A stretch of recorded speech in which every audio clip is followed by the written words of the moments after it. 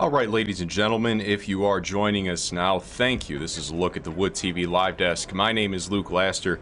Here I am joined this morning on this Inauguration Day special. Dr. Richard Hiskis and Roger Moyles here. Gentlemen, I'll just have you each introduce yourself, and then we'll get right into it. A couple things on the docket for this morning. Dr. Hiskis, if you could.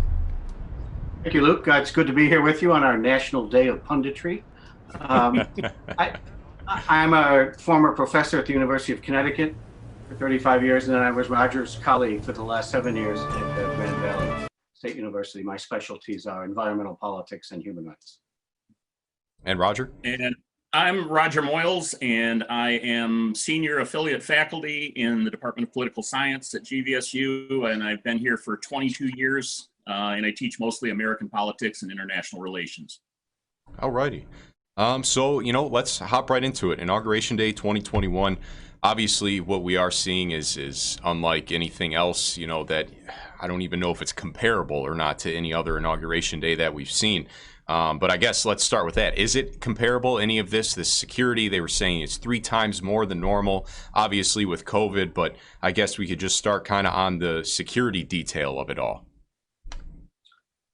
Well, it's relatively unique, I think, although Lincoln's first inaugural was very militarized too. War was about ready to begin, and he was surrounded by a great many cavalry and armed infantry troops. 1876 was no picnic either. But I think in some ways, today is an attempt to be what every inauguration day is, or strives to be. I think that we forget sometimes how contentious to the point of divisiveness most presidential elections are. I mean, Roger can speak to this better than I can. That's why we need this day. We need a day to party. We need a festival to celebrate more than just the person who was elected. We need to celebrate the process, and the institutions that delivered the new president to us. And somehow this inauguration needs to do that, and it's not going to be easy, I don't think. And I would agree with that entirely. And to this idea of past transitions, especially post 9/11, certainly there would be enhanced security. Some of it that we wouldn't be seeing as obvious as this is. I think there's a big show of security in this case because of what happened 2 weeks ago with the siege on the Capitol. That we see a lot more of that in this circumstance, and it's going to stand out even more because of the lack of crowds due to the pandemic. We're going to see a lot more military there instead of everyone else. But I think, as Rich was saying, anytime that you're in a situation where there's a war effort going on, if you think through Roosevelt, there would have probably been a pretty good showing just because of the circumstances there. But with everything coming to a head just so recently, and not knowing even a few days ago about how the things would play out with President Trump, whether there would be eventually some kind of an acceptance, I think this is truly a very unique situation. I'd agree with Roger that what's different is the intentionality of it. They really want the security to be in our faces because of the kind of threat that they're facing. I mean, I think that the fact that it was American citizens, that it was these militias and right-wing groups, I mean, they really want to make a show of force. Whereas if you're talking about foreign threats, the security would still be extremely high, but would look different, and it wouldn't be quite as evident everywhere. And you pack the pandemic on top of it all, as both you kind of had touched on just briefly there. It makes me wonder, in the future, will we continue to see, obviously, the social distancing where we've seen the spaced out chairs and everything that is going to be with this inauguration? Will we see, do you think that we'll see that level of security in future inaugurations? Obviously, with the pandemic, that'll come and go and the chairs will be able to move closer, to say the least. But do you think we'll still see heightened security? I would think that we'll probably see it in the next one, perhaps, maybe not to this extent, but a lot will be determined over what happens over the next 4 years or the next 8 years, how long this condition would last. because with Donald Trump leaving, the forces that he was able to kind of marshal there in support of him, where people just ended up in the particular case of 2 weeks ago in a mob mentality, that's not going to go away. Those attitudes, some 74 million people that voted for him that may be more or less passionate about him. If there's another candidate down the line that marshals that, we might see that the tension increase or maintain. But I think a lot has to do with how successful or unsuccessful the Biden-Harris team is over the next 4 years. About if there is an attempt to bring people back together again. The militias and right-wing groups have been around for a long time. We're in Michigan, where they have been around for a really long time.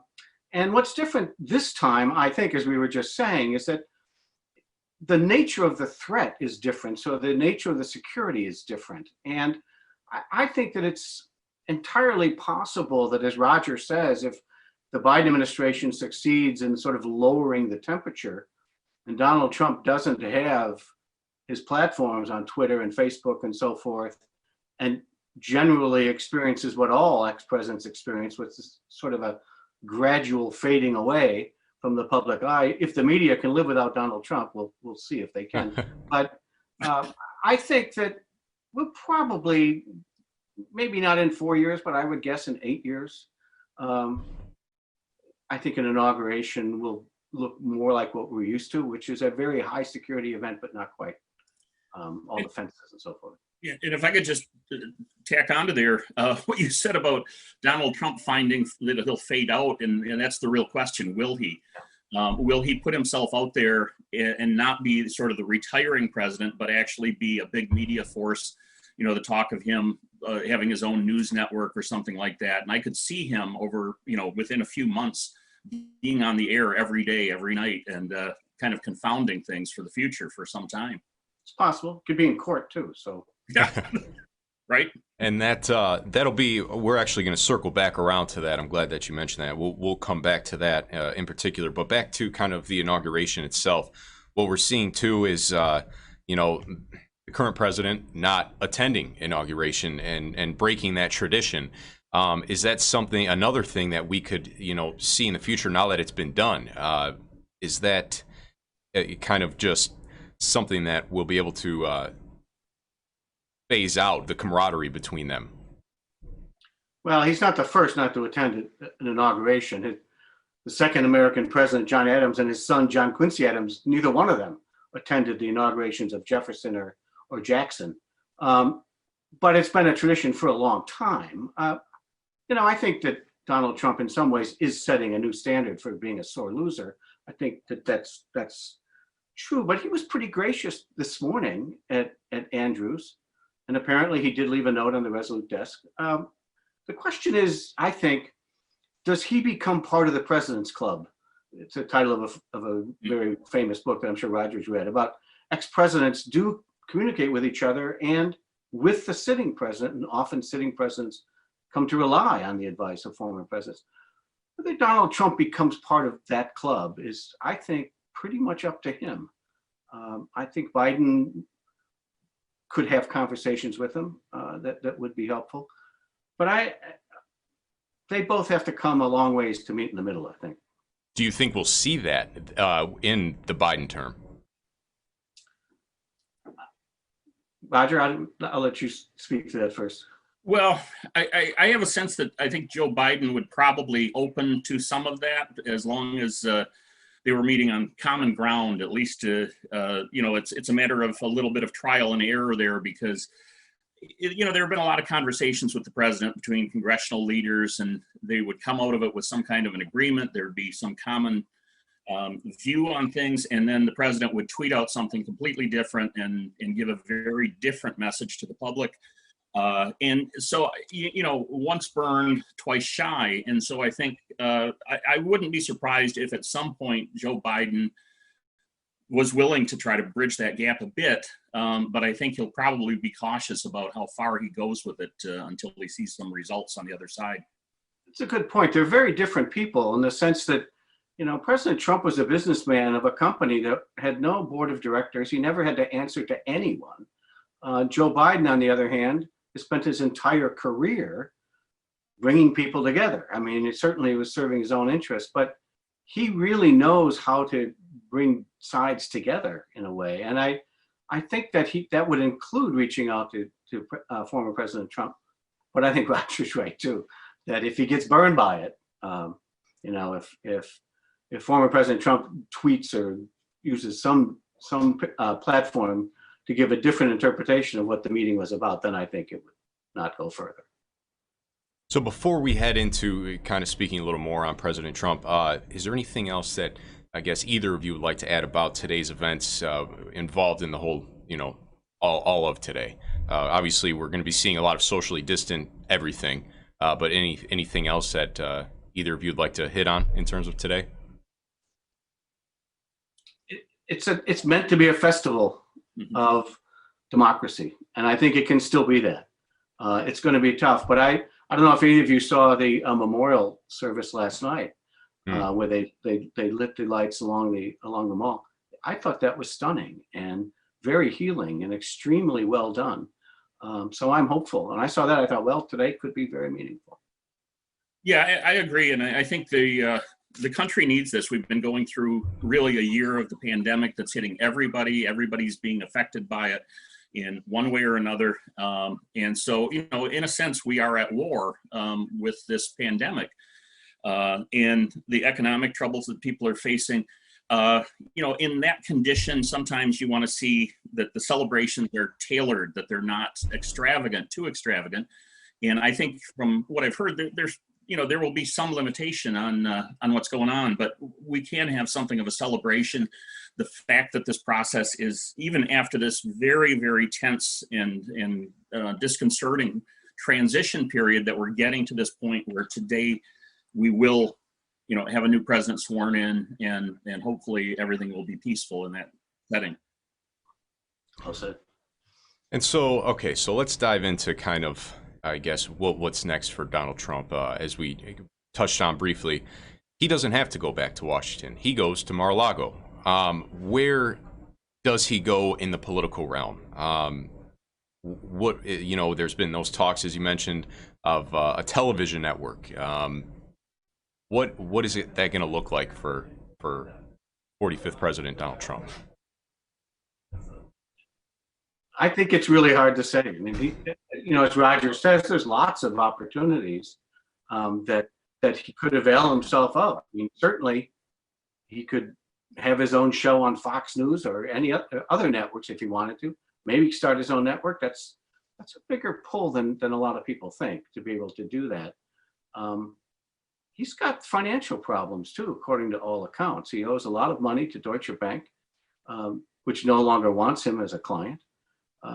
And there's a lot of the business world that has already stated that they want to distance themselves from him. And he could be in court in New York. So I think it's probably too early to tell. My guess is that he's a smart man. He's probably going to keep his head down for a little while and not stir things up too much, and see if he can get back in the good graces of a lot of, the business and legal world. Yeah, and I think we also have to, try to speculate in a sense here about what his political ambitions are in the future, because, he's talked about running in 2024, and his very supportive crowds cheer at that. When he was leaving today at the airport, he said, we'll be back soon or something. We'll in some capacity, we'll be back. There's also talk that one of his kids, Don Jr. or Ivanka, might run. So it's possible then that if he's looking toward that kind of a legacy, to create something of a dynasty, perhaps, positioning himself or his family for that. But obviously we're going to see a lot of Republicans that will be putting some distance between them, especially the distance over some of the transition problems here. But they'll also want to be attracting those same supporters that Trump had, and it's going to be difficult to see who would emerge out of that, who could marshal it in the way that Donald Trump did. Because out of all of the things that we look at that we could be critical about in a very cynical way, this is a guy that was able to, attract this rabid kind of support from a lot of people out there, millions and millions of people. And I think that's something that obviously there's a lot of political capital out there that's somebody's going to be after. And is it going to be Donald Trump or someone in his family? And that may guide something of where his future goes. Well, let's not ignore the elephant in the room either, Roger. He's got a Senate trial coming up, very likely. I don't think that Pelosi has delivered the indictment yet, but all indications are that she's going to do that. And Mitch McConnell seems further and further distant from Donald Trump daily. If he turns and votes for conviction, there's a lot of Republicans that will do that. And so if that happens, then we won't be seeing Donald Trump running for president again. I'm absolutely certain.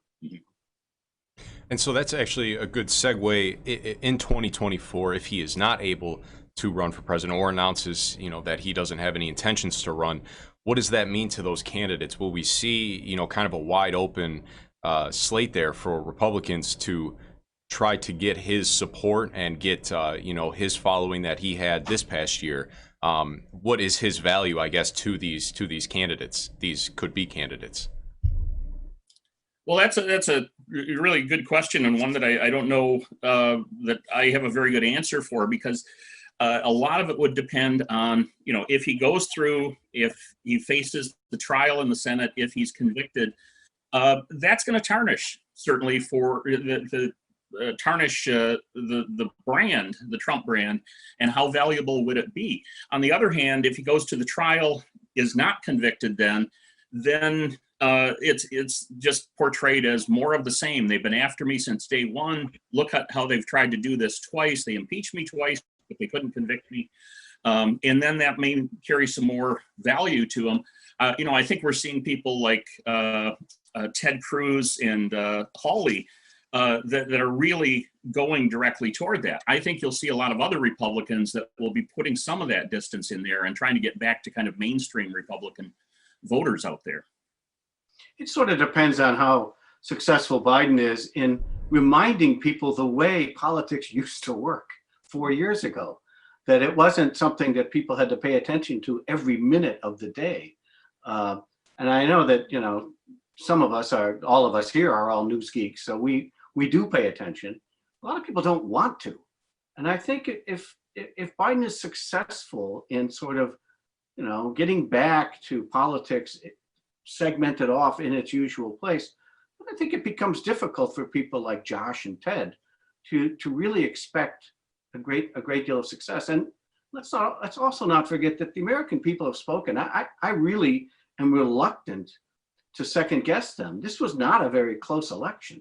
Donald Trump lost by 7 million votes. That's one of the bigger margins in the last 30 years. So it's going to take some convincing for people who do not have all the skills, or whatever you want to call them, of Donald Trump, to try to be Donald Trump and re-energize all those people.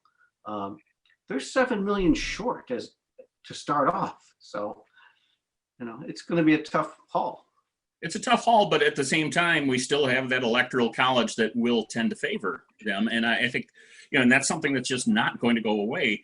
But there's so much that goes into this. The amount of money that went into this campaign, that was a big pull in trying to get people registered to vote. I think it helped a lot for Democrats, just the fact that we had a pandemic, and it really did push people into voting from home. And that's something that, we may see that continue now into the future. But it's also something that did come to benefit Democrats, just because you were able to roll out more voters that otherwise might not have. In the states that the Republicans needed, they were encouraging their voters to vote by mail. In fact, Trump's children were out on the hustings encouraging people to mail in their ballots. So I think Roger's right. That's going to be a big change. It's coming. And it started this time. If it continues, it's hard to tell exactly where it's going to lead. I don't know. Neither one of us know, Luke. That's right. So moving on to the specifics of his legacy in office, Obviously, what we saw at the Capitol will be a huge stain, and also you could say of the handling of COVID as well. But looking back on his 4 years, what is considered his staple achievement? What will be his staple achievement or achievements of the Trump presidency? Rich, you want that? Yeah, thanks a lot. I think the most important part of his legacy is not really policy. There wasn't much legislation. There weren't major pieces of legislation that were passed. A tax cut for the rich people, basically, and a sentencing reduction bill that was pretty effective, I think. But I think for millions of Americans, Donald Trump represented their voice being heard for what they thought was the first time. And we shouldn't downplay that. I mean, as someone who is a democratic theorist, I believe in increased participation. And so I think that that's something that could be a very good thing. Unfortunately, it degenerated very quickly 2 weeks ago, that participation of those people into an attack on the Capitol. That is a stain that will be hard to get out for this new group of people.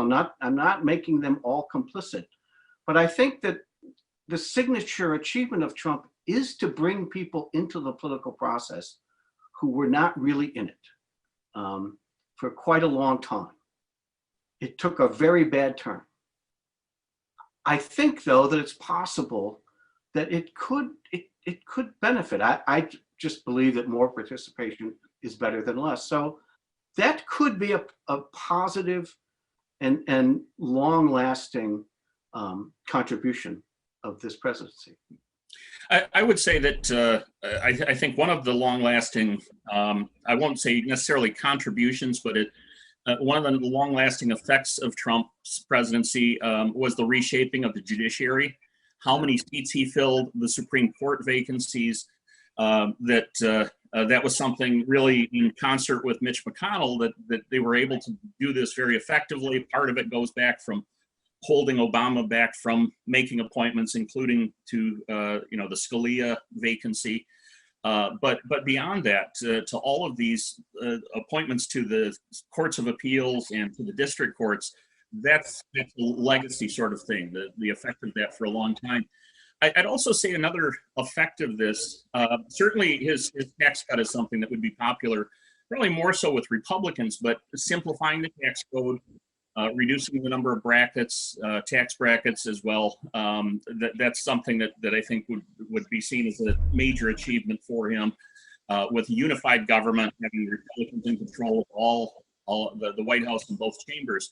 But we also, I'd say there's one large effect of this administration, and this is very much a negative, is just the role of disinformation, repeated disinformation, noise that's created in all of this, to the point where it's any bit of news that you get out of Washington, you're suspect about it because there's so much out there.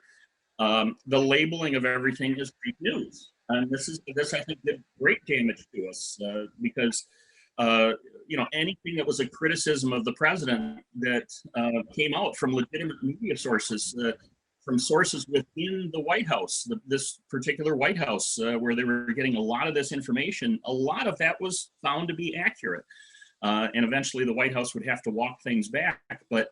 We've all heard about the cases where the president would repeat the same inaccurate facts or conclusions about things hundreds of times.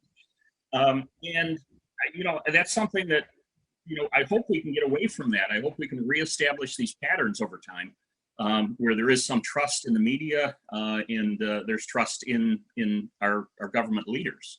Isn't it interesting, Roger, that misinformation was received by many of the judges, including the Supreme Court, during the past 2 months, when Trump was busily trying to change the election result, and none of them decided the cases, the 60-some cases, the way that the president wanted them decided.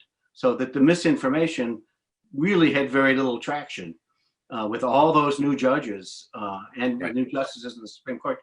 It just goes to show again that presidents appoint judges and justices always, and they're never really sure, that the justice that they appoint will remain faithful to the reason for why he appointed them. I think talking about that spread of misinformation, and that's a good segue into the censorship that we have seen on Twitter, especially with the president, where he primarily used to communicate with his followers, with his millions of followers. Is that a right move to kind of give him the boot on Twitter, that permanent suspension? Well, I think this is something, it's a matter of a private company, obviously playing a very public role in a lot of cases, but they're offering this, and there have to be certain rules and certain things. When it gets very, very to the point where we're talking about questions about government, about these procedures, and when perhaps the president's words lead people to head down that street and try to break into the Capitol, there has to be a line that's drawn there at that point. This is the president of the United States, and he can walk out the door and reporters will flock around him to take down everything that he says, and it'll be broadcast out there. It's just not in the medium that he would like to be able to control. So I think, I wouldn't want to see this be something that carries over forever and ever. But, I think there has to be sort of a marketplace for ideas, and unpopular ideas or bad ideas would be pushed down simply by the public's response to it. But, we can't just allow some of these things that are dangerous and disturbing, especially at a critical point when we have this election and all of that to contend with. Roger's use of the term marketplace of ideas is a very good one. It's apt, isn't it? Because you don't have to buy what people are selling. And if you're not willing to buy it, that doesn't mean the seller's right to free speech is being infringed upon. The government protects the right to free speech. Twitter doesn't. Twitter's a private company. And if Twitter is beginning to lose money because of somebody who's abusing what they offer, they are entirely within their rights to get rid of that person. And it is rather laughable, since it's the president. He can have anything he says recorded and broadcast all around the world at any moment. So the idea that he's some kind of victim, I think, is silly. So before we wrap up here, I do have one specific question, I guess, for each of you. Roger, we'll start with you. As listed on GVSU's website, internal relations is one of your specific field. International relations, my apologies. As a professor, how is Trump leaving our international agreements, alliances, and those overall relationships in the hands of a Biden administration? Well, I think those relationships have been damaged, probably across the board in some ways. I think we were kind of expecting that coming in, because based on what candidate Trump was saying in 2016 about his attitude toward organizations like NATO, the World Trade Organization, and so on. He pulled us out of the Paris agreements. He threatened to pull the United States out of NATO. During a pandemic, he pulled us out of the World Health Organization, our support for it. That's at a time when you really need the WHO and you need leadership there. I think it left kind of a vacuum that others have tried stepping into, and I think that's a very dangerous thing. We build this up over this regime, in a sense, this sense of leadership. We've built these things up since World War II, and we've been able to avoid major war through that period because of those institutions. And that's not something that you can just flip the switch on and off, and it's all that Biden can just come back into it. It's not irreversible, but I think it is going to take very concerted efforts to establish some of that trust with some of those other countries.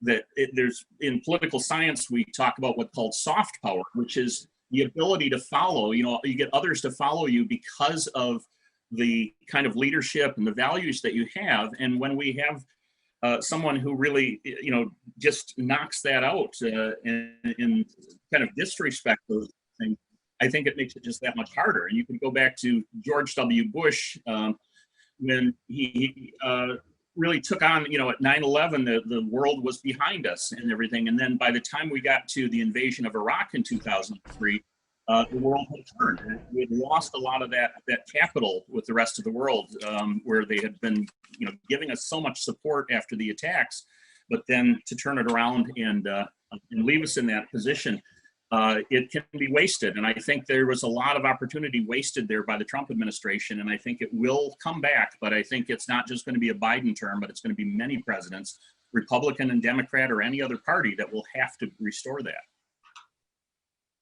And Richard, kind of on the flip side of that, with another issue, is the environmental rights. I know that is one of your specialties as well. When discussing the transition of power there between those two parties, rather opposite beliefs on that topic in particular, what is President Trump leaving again for the Biden administration in terms of environmental rights? He's leaving a huge mess. My areas of expertise are, as you say, environmental rights and the human rights of children. Neither of those have fared well at all in this administration. Last count, I think there have been 108 presidential executive orders that President Trump signed that rescinded regulations that are there expressly to protect the climate. Drinking water, clean air. At one point, he tried to open up the Great Lakes to oil drilling. And I was talking to Senator Stabenow about this, and she's the one who really stopped him. And he actually graciously acknowledged her doing that in one of his press conferences. But there is a lot of work to do just to get back to where we were 4 years ago. We were very close to meeting the goal set in Paris before this president came into office.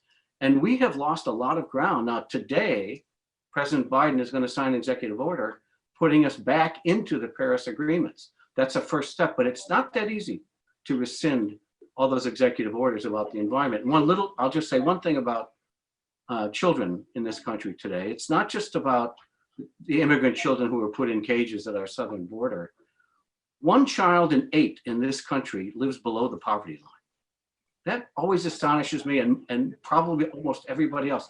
Those children do not have enough food to eat to thrive. 1 in 8. That's a national disgrace. And I'm not saying that that's the fault of Donald Trump, but he did nothing to alleviate that. And many of the steps that he's taken will make that worse before it's made better.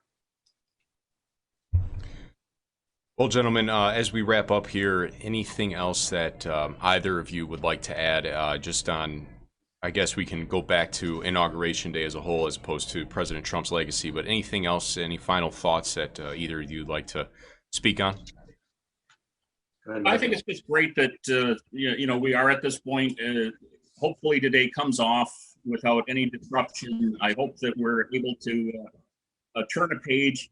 If the Biden administration is able to make some progress, some serious progress on, the vaccinations, rolling that out in large scale, and if we're able to get back to work and things start to turn the corner, I think we'll start to see some of the division start to dissipate. I'm hopeful for the future that this is an opportunity. I think that Inauguration Day has always been more about renewal than it is about change.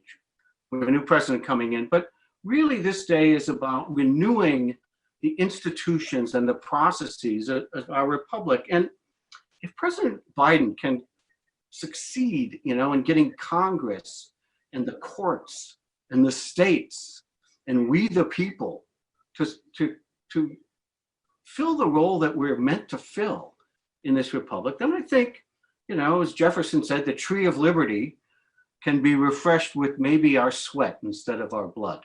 And I'm pretty optimistic that can yet happen. All right, gentlemen, I do appreciate it. We will wrap up here. To the viewers, thank you for taking a look here at the Wood TV live desk for this Inauguration Day digital special. All this will be up on woodtv.com. Going to wrap up now. Dr. Richard Hiskis, Hiskis, my apologies. And Roger Moyles. You know who here. I am. All right, gentlemen, thank you. And to the viewers, thank you. Have a great afternoon. Thanks, Luke.